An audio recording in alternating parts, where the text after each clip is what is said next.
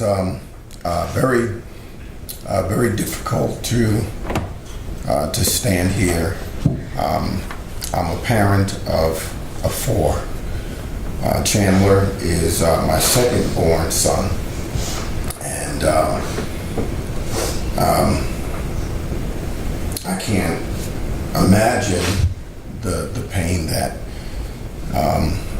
Elijah's family feels, his parents, his sibling and friends.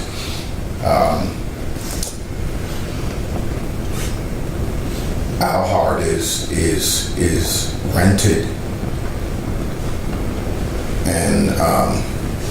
and torn, and for his family, for their loss and their grief, I can't imagine that. I have lost a sister, and so I know what that kind of pain feels like. I also feel, as a father, another burden of grief and pain. To know that my son was involved in this heinous crime, and none of that prevents me as a father from loving my son and from regret that my son's life has been significantly impacted to such a degree that he will spend a lifetime of incarceration. That's not the same kind of pain as the DeWitt family feels, because they won't have visitations, and they won't be able to see him again.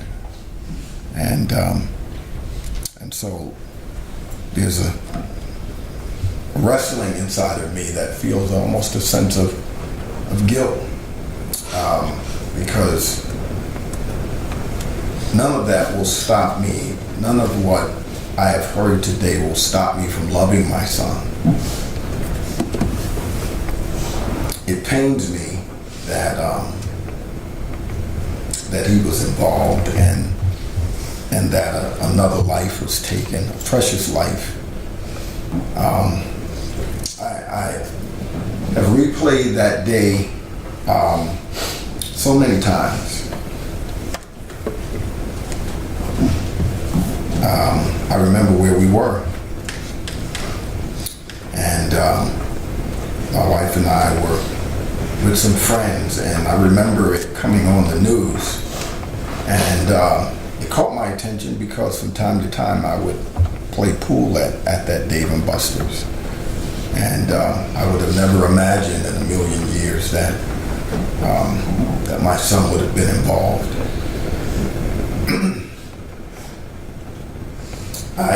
The only thing that I can do here is offer sincere regret and apology for his family, and then as a father in the position that I'm in, this is my son, to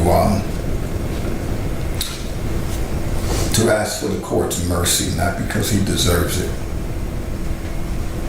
but because he's young, and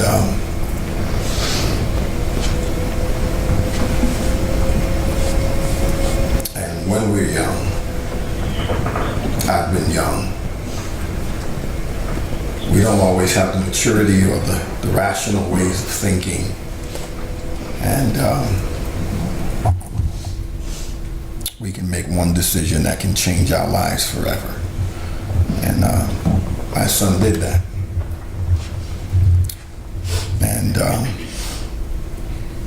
And so as a human, as a man, as a father,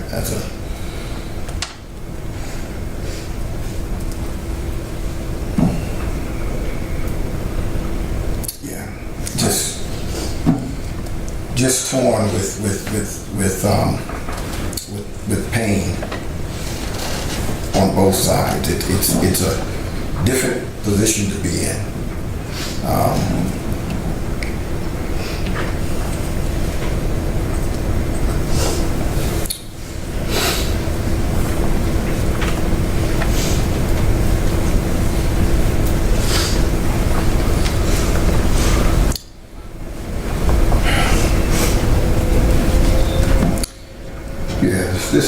This is probably the most difficult day in my life, and again, I just really can't imagine the pain that his parents and family and friends feel.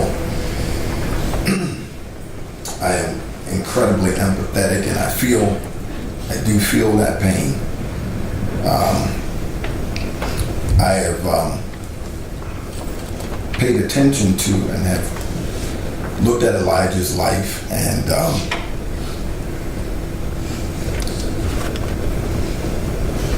he should have the opportunity to be here today. It is unfair when a life is taken unjustly, and but I do believe that my son will take responsibility, and that he will pay his debt to society. I just stand here also as a father pleading that the court would be merciful to him and consider the possibility of parole, so that after he pays that debt to society, that he would have an opportunity to possibly come home.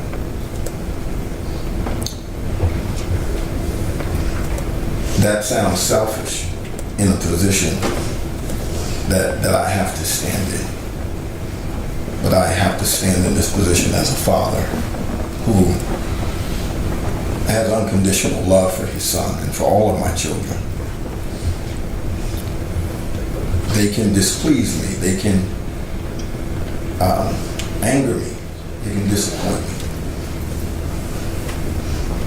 They can go against my wishes and do things that I've advised them not to. But nothing that they do can change the way that I love them. And so I just ask the court to consider Chandler's youthfulness, his lack of maturity emotionally and mentally, his development, his lack of development, to assist him in making the right kinds of decisions and taking the right kinds of actions. One day he will be a mature man, and he'll look back and he'll still be paying for the decisions that he made as a minor. A kid that made a decision that a grown man will be paying for many, many, many years to come. And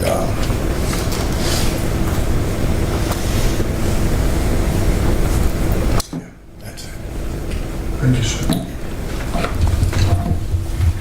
Chandler Richardson's brother, Your Honor.